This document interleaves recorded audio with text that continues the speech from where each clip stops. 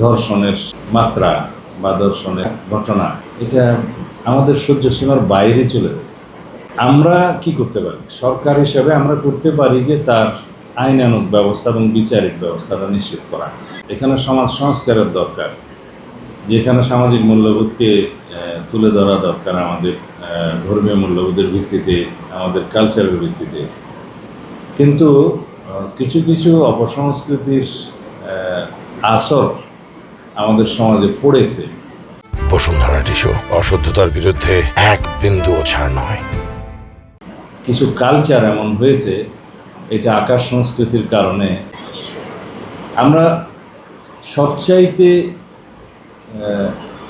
মনোযোগ এখানেই দিয়েছি যে দ্রুততম সময়ে যাতে অভিযুক্ত বা অপরাধীরা গ্রেফতার হয়। সেই জায়গায় আমরা এই 3 মাসে প্রত্যেকটি ঘটনায় আমরা সফল হয়েছি ইনশাআল্লাহ। ভবিষ্যতেও আমরা এই জাতীয় যে কোনো ঘৃণ্য অপরাধের অভিযুক্ত বা অপরাধীদেরকে কোনোভাবেই ছাড় দেব না।